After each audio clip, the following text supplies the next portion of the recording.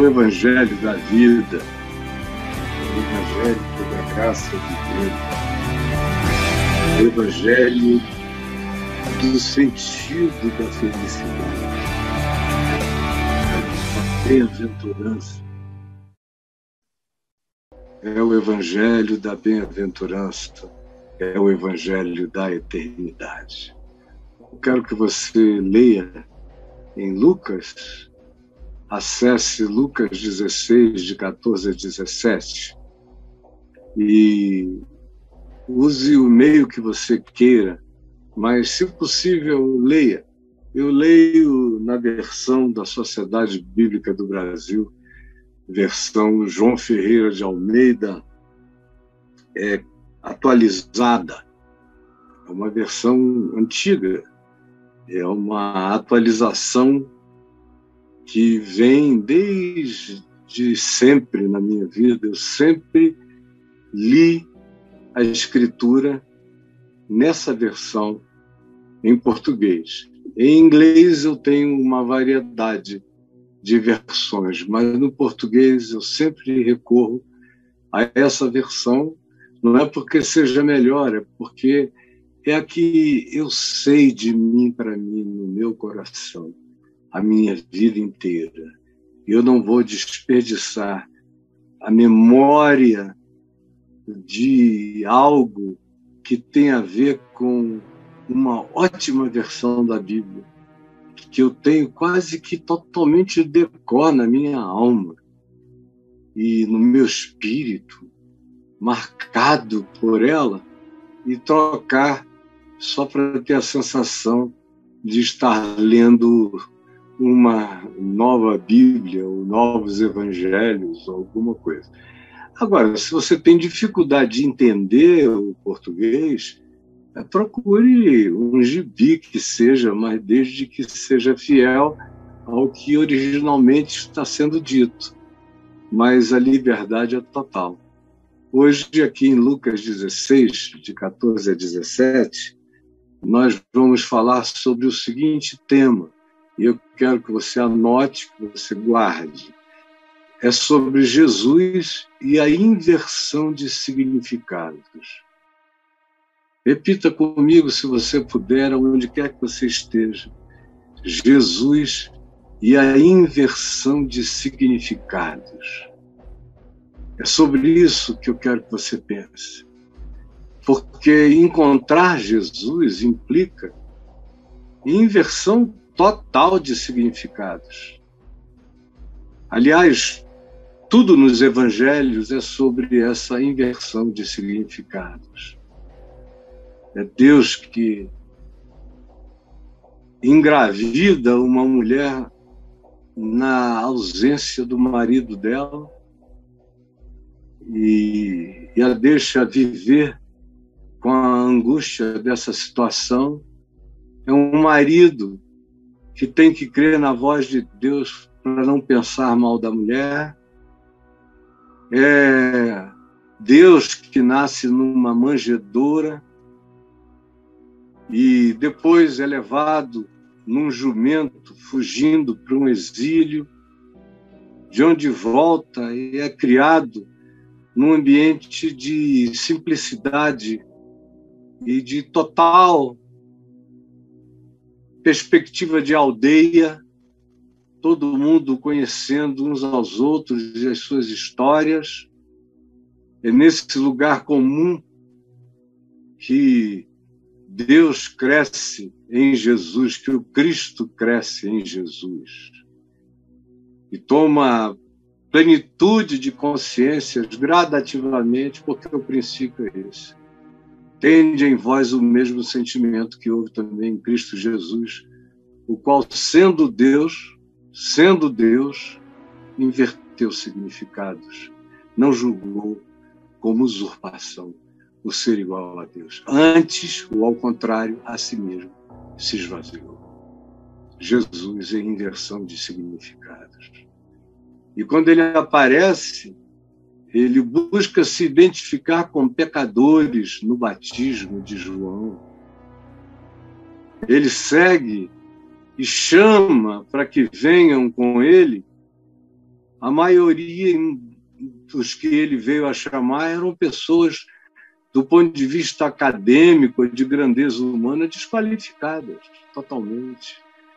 De uma região, a Galileia das misturas, a Galileia dos gentios, a Galileia da miscigenação, a Galileia da paganização, a Galileia onde a pureza não habita, só uma quantidade enorme de gente sem saber o caminho.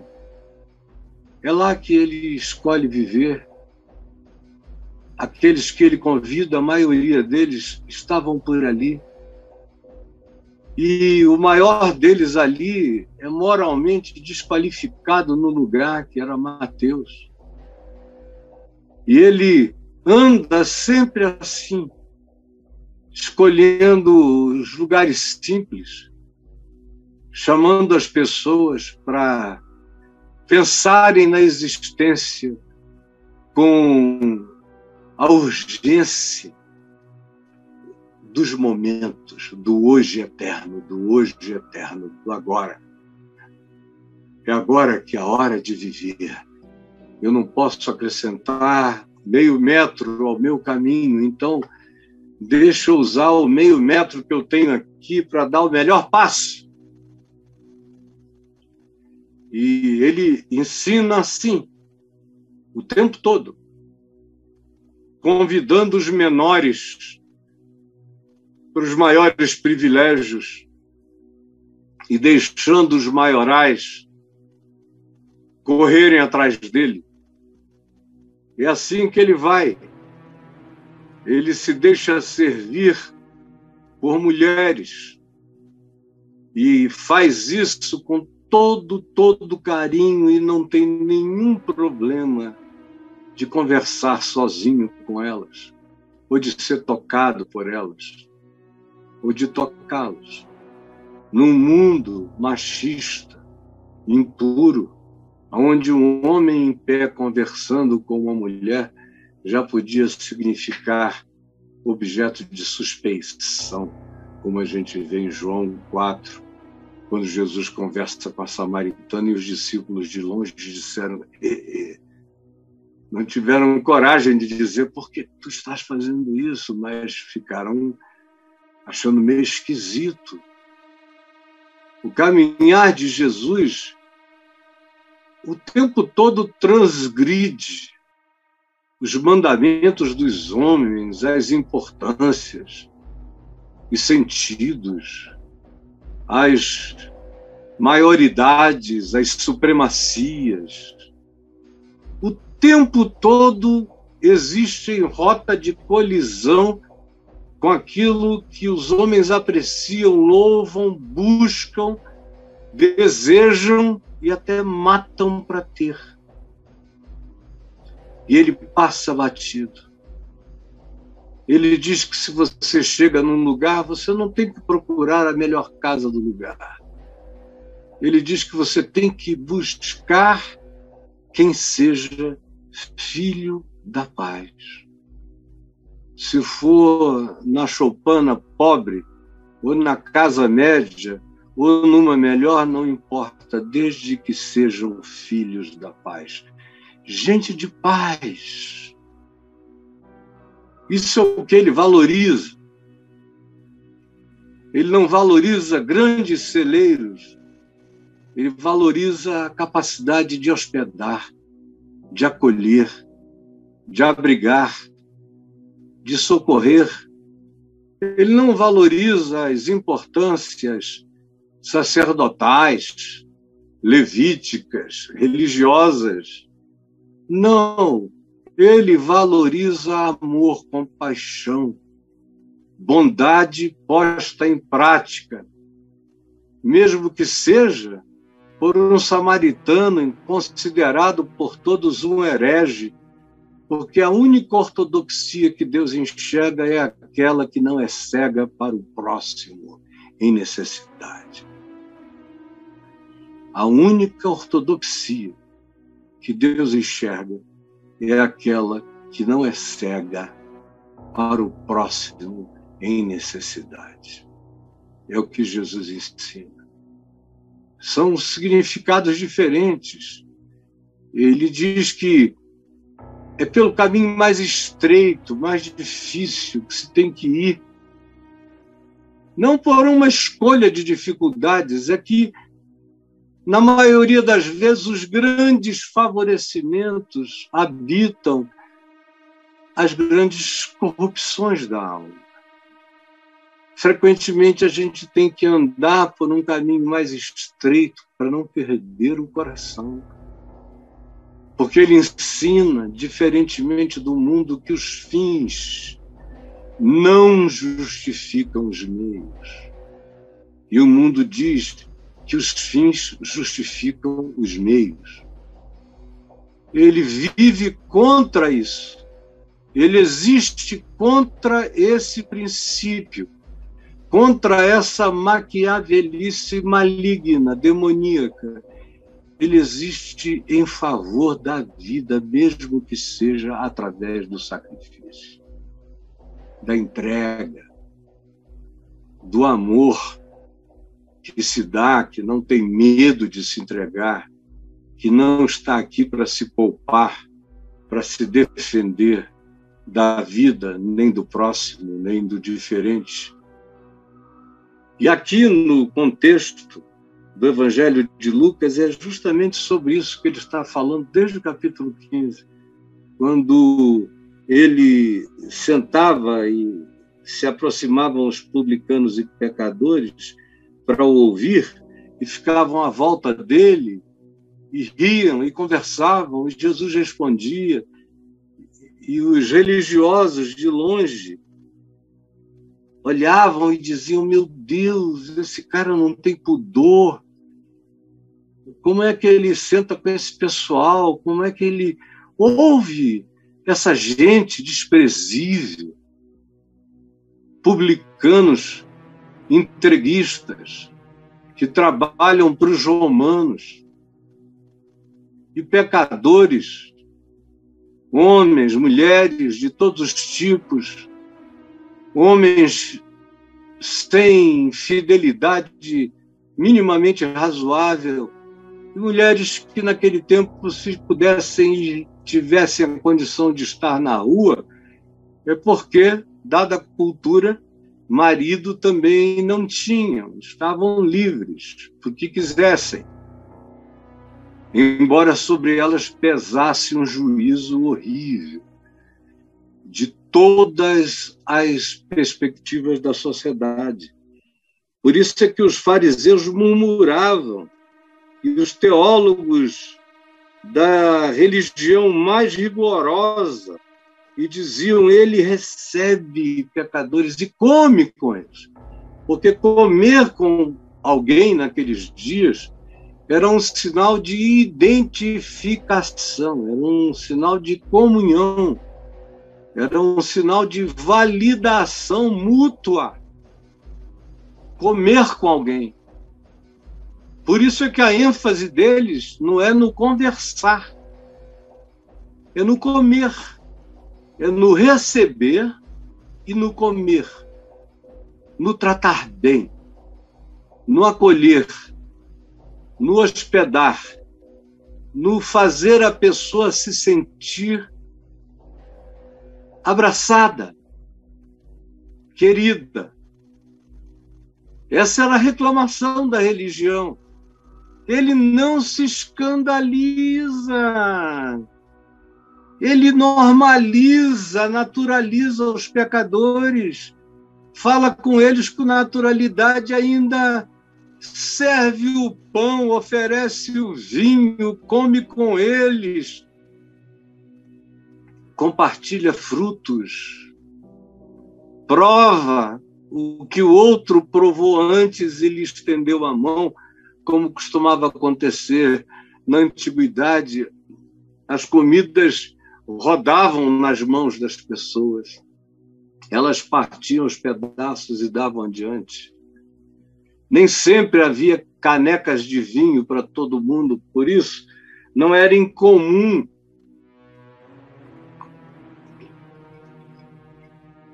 beber e compartilhar com o irmão, com a irmã, com a pessoa, com o próximo. E o capítulo 15 começa assim. Aí Jesus conta aquela parábola da ovelha perdida. Diz, olha, o bom pastor deixa 99 e vai atrás de uma. Se vocês acham que estão salvos, vocês não estão precisando de pastor. Agora, eles me procuram porque eles acham que precisam de ajuda. E acham que eu posso ajudá-los. Aí, então, ele conta a parábola da dracma perdida. E diz, olha, pode ser que para vocês eles não tenham nenhum valor. Mas para mim, é como o significado que uma mulher empresta a uma dracma, que era uma moeda de muito significado, a uma dracma que ela perdeu, que não era uma bobagem, era um dinheiro importante. E ela procura a casa até achar, porque as mulheres, graças a Deus, mais do que os homens, no mínimo, ou pelo menos dentro de casa, costumam procurar até que acham. O homem espera a casa devolver, quase sempre. E aconselha isso. Espera aí, eu sou desse, que a casa vai te devolver. Calma, foi aqui dentro, então relaxa. Mas a minha mulher, pelo menos, vai atrás da dracma até achar. Ela só não faz o que Jesus disse que essa mulher aqui fazia, que era, depois de achar da dracma, reunir todas as amigas e gastar mais do que a dracma valia, só por causa da alegria de ter feito esse feito de achar a dracma. Ele diz, assim sou eu, assim é meu Pai, em relação a esses a quem vocês não dão nenhum valor. Aí ele conta a parábola do filho pródigo, que queria que o pai morresse, o pai não morria, ele pediu para o pai antecipar os testamentos. E o pai fez isso, não só com ele, que era o mais novo, mas também com o irmão mais velho. Lhes repartiu os haveres. Deu para os dois. E o mais novo foi embora, correu, foi para o mundão mais amalucado que ele podia encontrar, mais doido. E fez de tudo, e pegou todo mundo, e comeu tudo e todos, tides e todas. Enfim, o cara mandou ver, conheceu a natureza humana e todos os gêneros possíveis de relação humana e sexual, e se entregou a toda sorte de dissolução.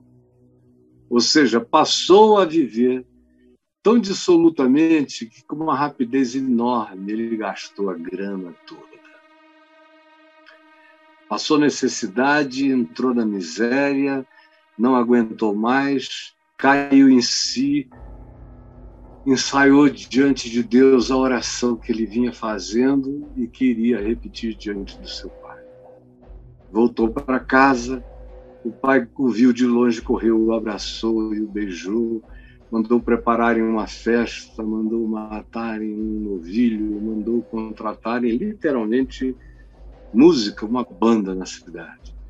E aí faz uma festa, convida os amigos, relâmpagamente, começam a dançar. Aí vem um outro, semelhante aos fariseus e aos escribas dos fariseus e aos religiosos, cheios de autojustificação, e ficam com ódio do pai, porque o pai perdoou, acolheu o filho dissoluto, assim como Jesus acolhia os publicanos e os pecadores.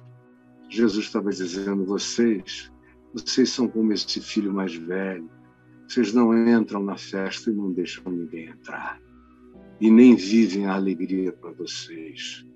Aí ele vai adiante, ele conta essa história de um administrador infiel que vinha passando a mão, botando overpricing colocando propina. O cara vinha fazendo roubos no negócio do seu patrão, que ouviu dizer e resolveu ir e fazer uma auditoria. E aí o cara disse: meu Deus, eu estou danado, porque eu não tenho compliance a oferecer diante das demandas da auditoria do dono desse negócio, que eu sou só o gestor. Aí ele disse: já sei o que eu vou fazer. Aqui eu estou perdido. Mas ele começou a chamar todos os que deviam para o patrão, perguntou: quanto é que você deve? Aí o cara dizia 100, ele dizia: escreve 80, paga e vai. Quanto é que você deve? Eu devo 80, e ele dizia: escreve 50, paga e vai. E assim ele foi fazendo com todos, e todo mundo ia embora numa alegria, beijando, abraçando, dizendo: olha, fulano, se algum dia você precisar de mim, eu estou aí. Se precisar de qualquer coisa, me procura. Você tem um devedor eterno em mim. E ele foi criando devedores da graça, à graça, ao perdão. Ele foi anunciando e dando perdão a todos os que deviam. Deus te abençoe, vá em paz. E todo mundo indo embora. Quando o patrão chegou, que fez auditoria e verificou que tinha melhorado a situação, porque tinha tanto rombo que esse dinheiro novo que entrou diminuiu aquela impressão horrorosa. Mas o patrão sabia que ele tinha sido um ladrão. E aí ele falou: esse cara é esperto. É esperto, porque ele preferiu que eu tivesse alguma coisa de alguma coisa do que eu tivesse tudo de coisa nenhuma. Então, quando a gente não pode dar tudo porque não tem tudo, a gente dá tudo que tem. Embora eu não tenha tudo, mas no que diz respeito a mim, eu vou consertar isso como eu puder. Vou diminuir para o patrão e para os demais a transgressão do que eu fiz. No entanto, eu sei que fazendo assim eu vou acumular capital de gratidão no coração dessas pessoas e também vou abrandar o coração do meu patrão de tanto tempo. Foi isso que aconteceu. O patrão elogiou o administrador infiel, porque se houvera atiladamente, espertamente, porque os filhos do mundo são mais hábeis na sua própria geração do que os filhos da luz. Então Jesus disse, com base nessa parábola, eu vos recomendo: das riquezas de origem iníqua, e todas as riquezas desse mundo têm origem na iniquidade, do supremacismo do ego, do domínio, da propriedade. E eu dou as costas para quem não tem o que eu possuo, eu me defendo do próximo e tomo o maior pedaço que eu possa e guardo tudo que eu julgue que seja meu, o que, em não sendo meu, eu todavia posso obter sem medo de perder. Das riquezas de origem iníqua fazei amigos, para que quando estas vos faltarem, essas riquezas, esses amigos feitos pela gratidão, vos recebam nos tabernáculos eternos. É o que Jesus disse. Olha, melhor do que a presunção de vocês é a esperteza desse filho das trevas, que olhou para a vida com a inteligência de quem, não podendo ser justo, diminuía a sua própria iniquidade, praticando a justiça que pudesse. e semeando no coração dos outros a gratidão que conseguisse. E então Jesus diz: quem é fiel no pouco, também é fiel no muito. E quem é injusto no pouco, também é injusto no muito. Se, pois, não vos tornastes fiéis na aplicação das riquezas de origem injusta, que são todas as riquezas desse mundo, eu não tenho tempo para falar sobre isso agora, mas já falei muito a respeito, no meu site você acha, quem vos confiará as verdadeiras riquezas, se vocês não souberem lidar com as riquezas relativas? Se vocês absolutizarem e cultuarem, idolatrarem as riquezas relativas, quem, olhando para o céu, quem vos dará a verdadeira riqueza? Olhando para a terra,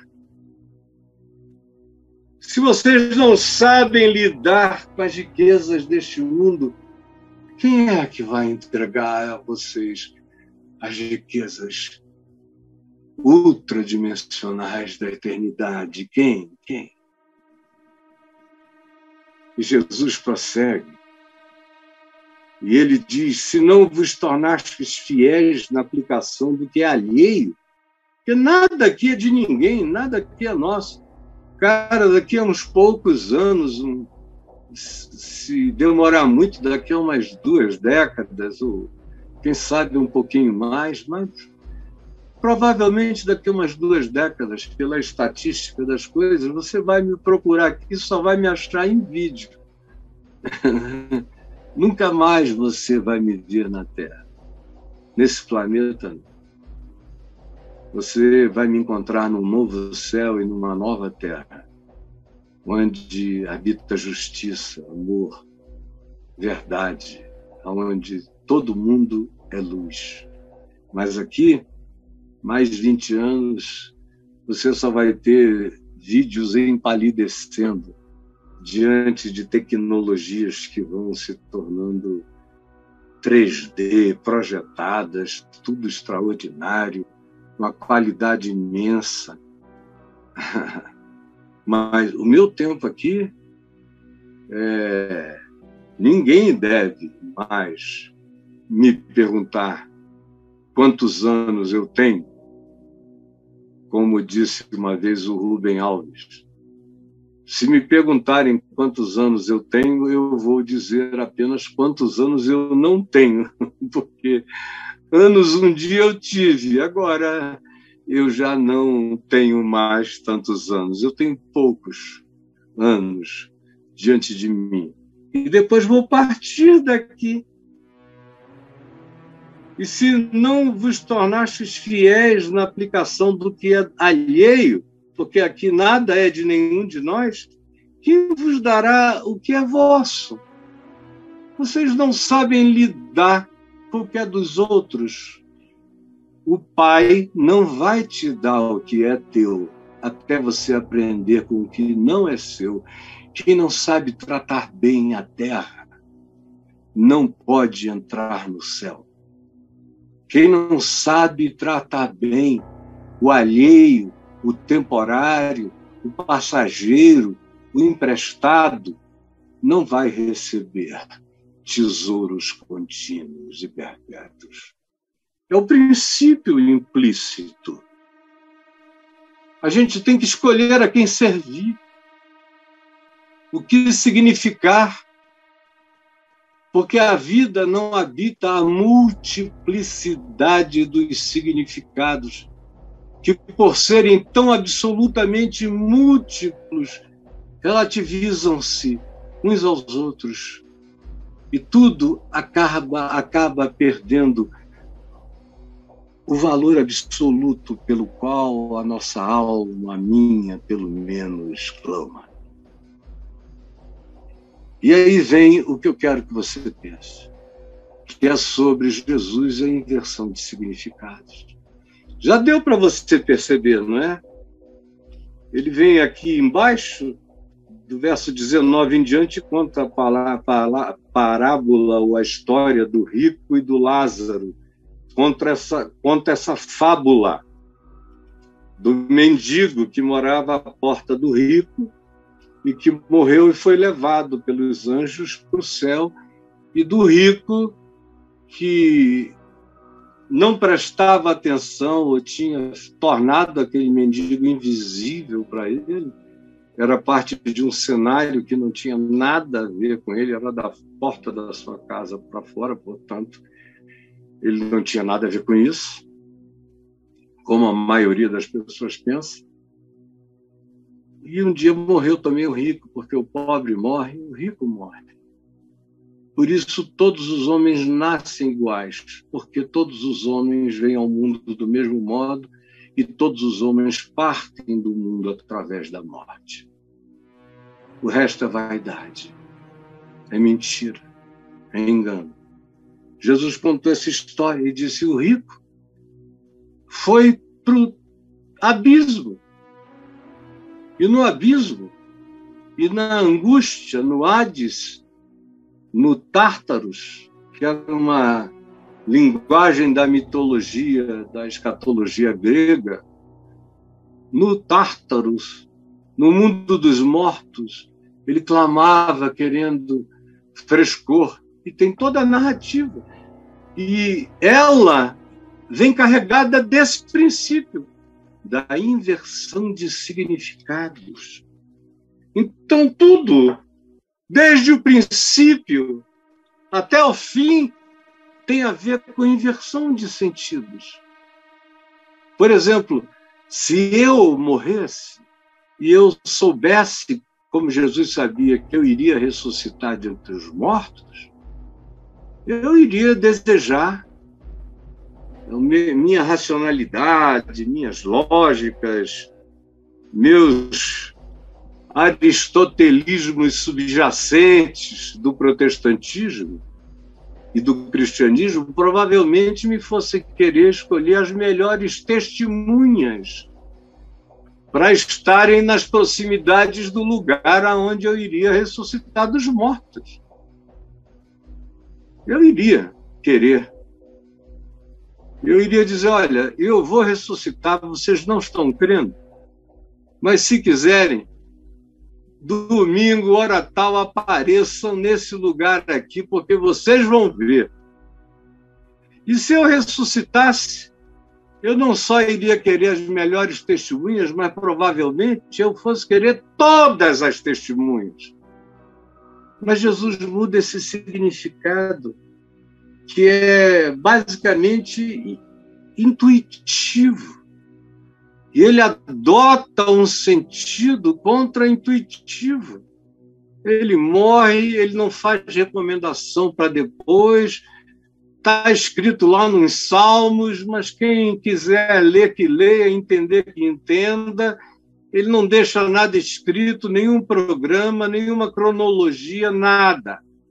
Ele se entrega. Quando ele diz: Pai, nas tuas mãos eu entrego o meu espírito, ele está se entregando mesmo, só que aqui na Terra as mãos eram romanas, as decisões eram religiosas, e ele era uma figura não grata. Mas não faz recomendações. José de Arimateia e Nicodemos se unem, pedem o corpo dele. José de Arimateia tinha uma propriedade e um sepulcro no qual ninguém ainda tinha sido sepultado, onde havia um jardim. E ele foi e colocou Jesus no seu sepulcro novo e fechou sobre ele uma pedra de 1,5 toneladas.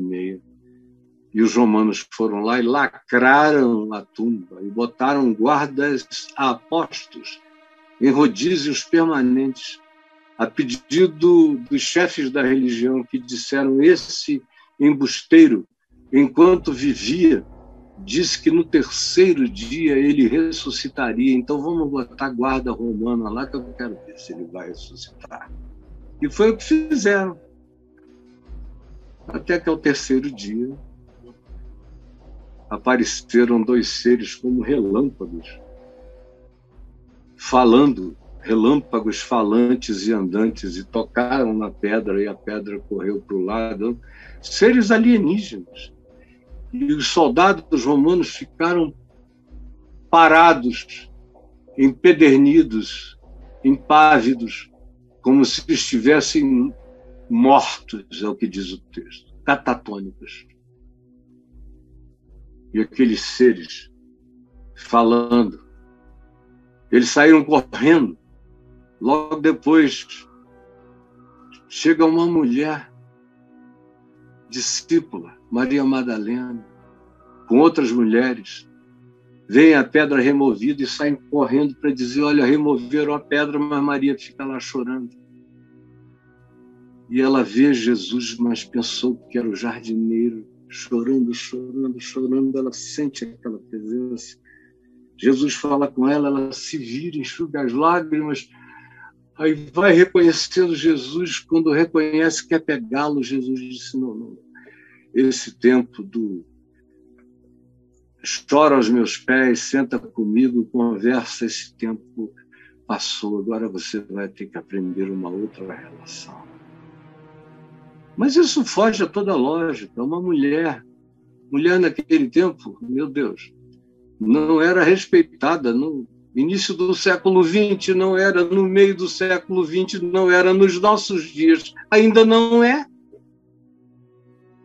Imagina 2000 anos, numa sociedade judaica, em Jerusalém, religiosa, dominada pelos romanos.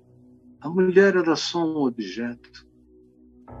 E Jesus escolhe essa mulher, que era só objeto, para ser a primeira testemunha dialogal da sua ressurreição. De diálogo é Maria, a Madalena, Maria de Magdala. Veja se tem algum sentido nisso. Uma mulher de quem ele expulsara 7 demônios, que nos nossos dias ia ter sido diagnosticada com uma crise de múltipla personalidade, um distúrbio de múltipla personalidade, no mínimo. E ele escolhe, ele permite, ele acolhe essa mulher. Porque Jesus não programa nada que a espontaneidade humana não deseje, mesmo que seja inconsciente. E ela desejava, ela o queria. E ele se manifesta porque Deus não suporta a sinceridade que o busca. E Jesus diz: sou eu. Eu. E ela diz: Rabi, meu mestre, quer se jogar sobre ele. Ele diz: não, agora você virou mensageiro, agora vá. Conte isso aos meus discípulos e conte isso ao mundo, com a coragem que você tem no coração. Então, você diz: quando é que você vai começar a falar sobre Lucas 14? Lucas 16, de 14 a 17. Nesse instante, porque aqui se diz o seguinte: os fariseus, que eram avarentos, ouviam tudo isto e o ridicularizavam.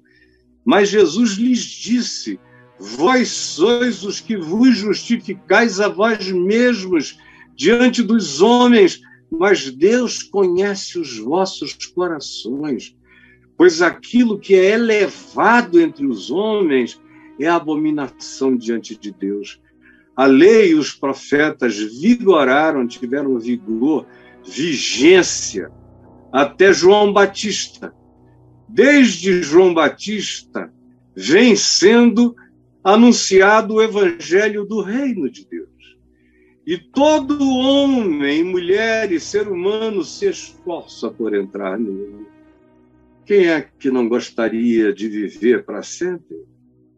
No entanto, é mais fácil passar o céu e a terra do que cair um tio sequer da lei. A lei passou apenas porque já se cumpriu. Porque ele diz a João Batista, quando João Batista vai batizá-lo, diz: eu não quero, eu não posso.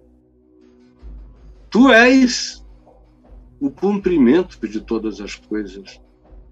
Mas Jesus disse: deixa por um pouco, me batiza identificado com o povo e com os pecadores, para que, como a lei e os profetas vigoraram até João, batiza-me para que se cumpra toda a justiça, foi o que Jesus disse a João. E na cruz ele diz: está cumprido. Ele viveu cumprindo o espírito da lei, que é amor. Amor ao próximo, amando a Deus no próximo. Ele cumpriu e ele viveu e ele encarnou isso. Ele morreu e ele consumou. Está consumado. Ele ressuscitou e fez essa validação, se tornar um poder nele assentado sobre os céus, a terra, principados, potestades, dimensões, civilizações e poderes de qualquer ordem ou perspectiva. Ele tem um nome que está acima de todo nome, para que ao nome de Jesus se dobre todo o joelho no céu, na terra e debaixo da terra, e toda língua confesse que Jesus Cristo é o Senhor, para a glória de Deus o Pai. A lei está cumprida, por isso o céu e a terra não precisarão ter que acabar, e nem o cosmos está em competição com nenhuma legislação. O que Jesus está dizendo é que o significado da lei, que era amor, porque aquele que genuinamente ama cumpre toda a lei, como diz Paulo em Gálatas 5, porque o cumprimento da lei é o amor, e aquele que ama cumpre a lei e não a transgride. Jesus está aqui dizendo, preste atenção, como a lei passou como presunção de salvação, ela precisa acabar. Ela precisa também acabar como expectativa de autossalvação, de autossantificação. Mas o que ela propõe tem uma durabilidade maior do que o céu e a terra, porque o que ela propõe é que a gente aprenda a viver em amor por Deus e uns pelos outros e por toda a criação. Alguém tem alguma coisa contra isso? Só se você for o diabo. Do contrário, uma pessoa que tem alguma coisa contra amar o Criador, vê-lo na criação e vê-lo no próximo, enxergá-lo na necessidade humana, se alguém tiver alguma coisa contra esse olhar, se confesse, eu ordeno, em nome de Jesus. Você é um Satanás. Porque ninguém, em sã consciência, é contra a lei da liberdade, a lei do amor, ensinada por Jesus, e que é nele interpretada. A lei do Velho Testamento se torna interpretada em sua plenitude em Cristo. O fim da lei é Cristo, porque Cristo é a interpretação, é a manifestação da lei como o verbo do amor, o verbo da graça, como aquele que vive em misericórdia, porque a objetivização e a objetividade da lei é enaltecer a misericórdia de Deus, porque na lei que se fala de maldição a quem desobedece, fala de bênção até 1000 gerações. Imagina, na lei da graça, onde todos os nossos pecados são perdoados pela fé, e aonde se diz que nada mais pode nos separar do amor de Deus, imagine então. Olha só o que está dito entre esses versos 14 e 17. Em primeiro lugar, anote aí para você. Eu já passei do tempo mesmo, mas vou tentar ser rápido. Anote, por favor. A primeira coisa, que está no verso 14 e no verso 15, no início, é que a avareza precisa de autojustificação. Essa coisa do eu. E a avareza é uma das manifestações do egoísmo. É uma das manifestações do narcisismo proprietário.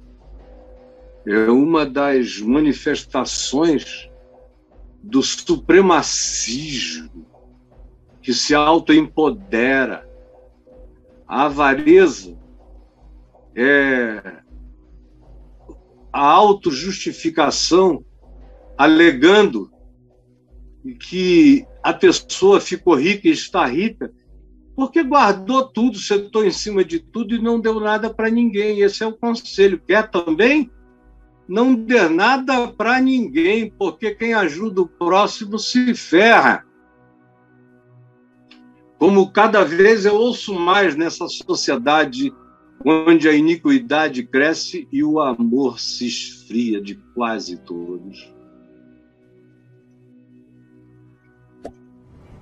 O único dinheiro que você pode dar sem ser otário, segundo eles, é para Deus, no gasofilácio da igreja, que na realidade é o bolso do pastor. E eles dizem isso com tanta veemência porque o otário, infelizmente, é quem faz assim. Mas a avareza precisa de autojustificação. O cara tem que arranjar uma razão. Não, é porque eles são pobres, é porque eles são vagabundos, é porque esses quilombolas que vivem pesando aí 7 arrobas, cada um, não querem trabalhar. É porque índio não é produtivo. É pobre porque é desorganizado. É por causa do baile funk. É por causa da putaria. É por causa da bebedeira. A bebedeira, todavia, é efeito. A putaria é efeito. A loucura, a cheiração, a quantidade de metanfetaminas e de drogas e de êxtase do baile funk é efeito. A causa é a avareza de quem está dizendo isso de longe, dizendo eu sou melhor lá de cima da sua cobertura, sem nenhuma simpatia, empatia, misericórdia com quem não cresceu daquele jeito.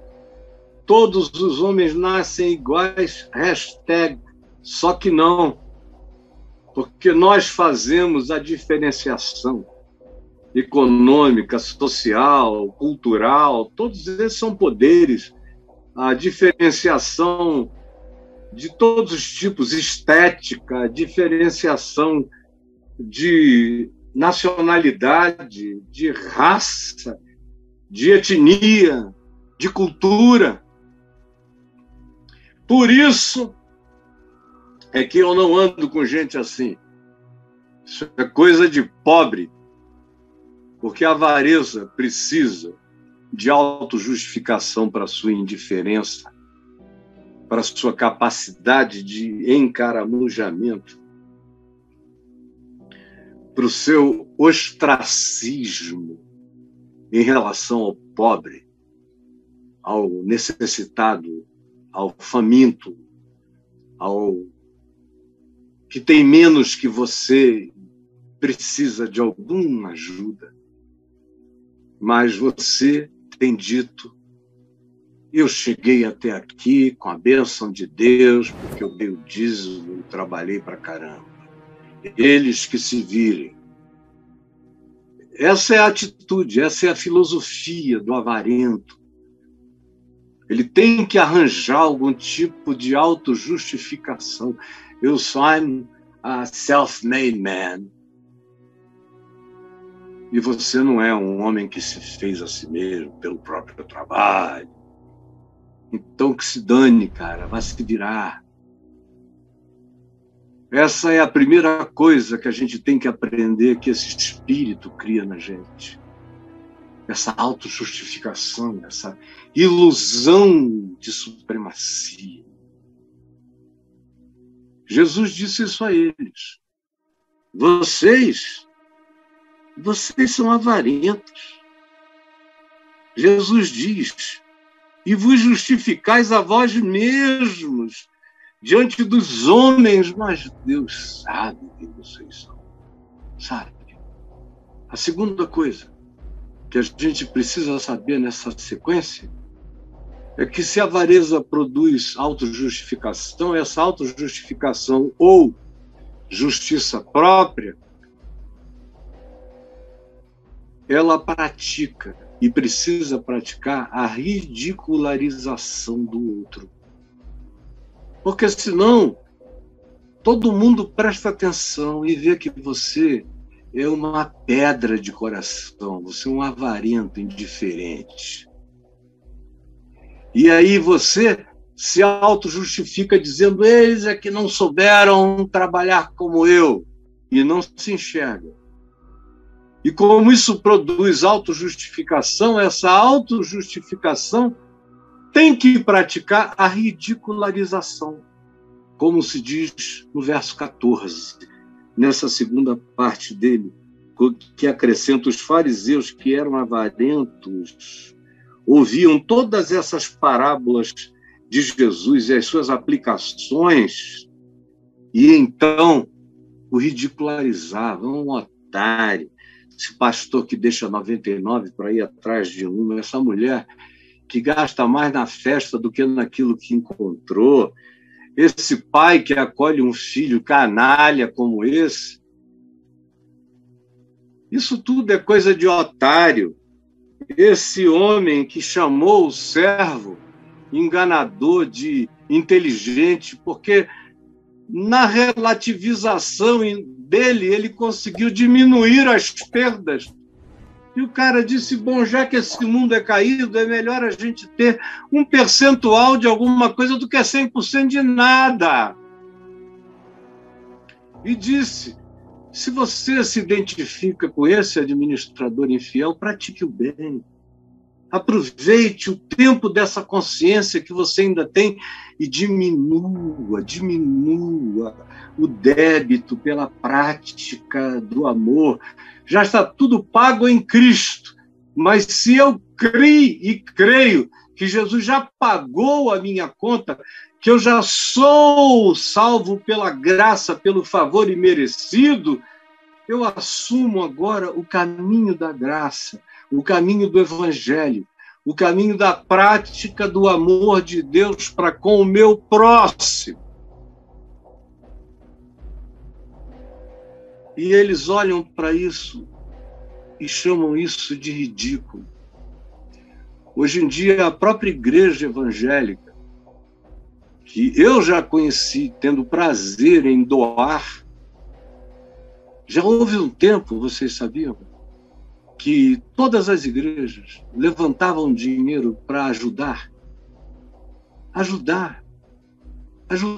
campo missionário, ajudar a construir igrejas pobres em lugares ermos, ajudavam a construir escolas, abriam lugares multiuso. Já foram assim, ajudavam trabalhos nas comunidades pobres, ajudavam. Eu passei a minha vida inteira fazendo coisas que tinham a ver com evangelização de milhões de pessoas na televisão, no rádio, e para as multidões em todos os lugares.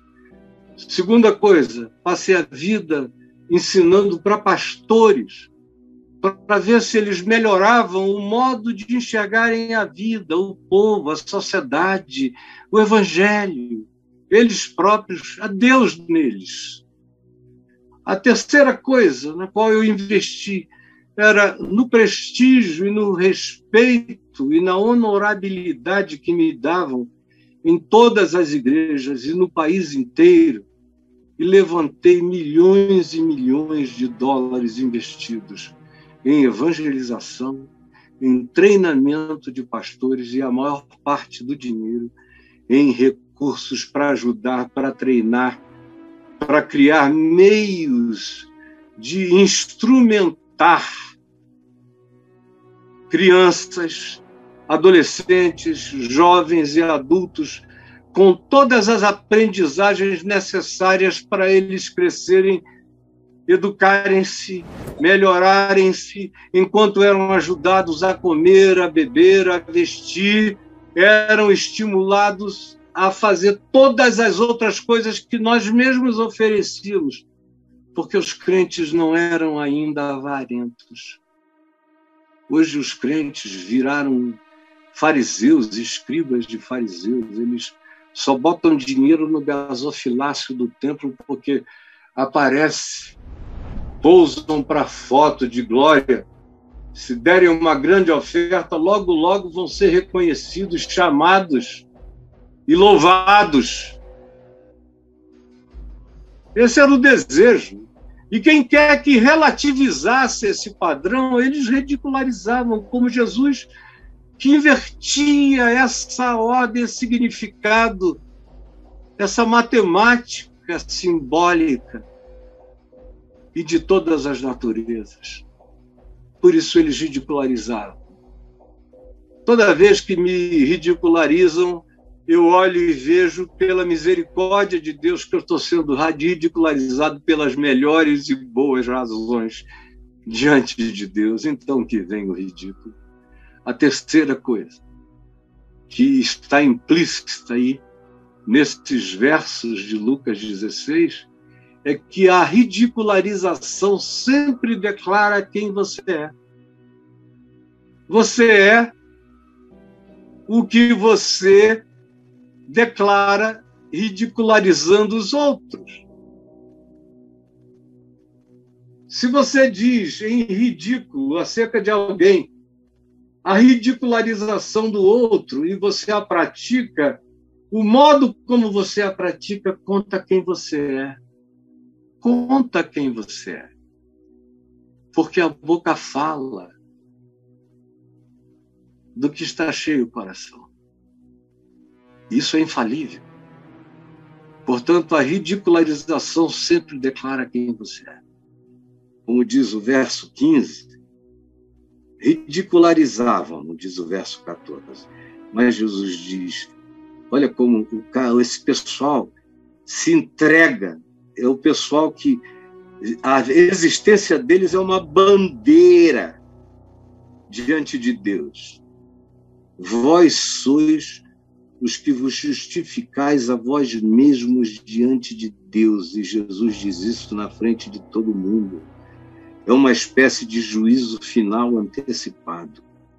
Mas Deus conhece os vossos corações. Cara, Deus conhece o meu coração, o seu coração. Mas eu também me entrego diante de Deus e me entrego diante dos homens. Porque a ridicularização sempre declara quem eu sou. E penetrando as entranhas dessa psicologia profunda, é que Jesus afirma isso. Que a ridicularização sempre declara quem eu sou, a natureza maligna que me possui, que me perverte,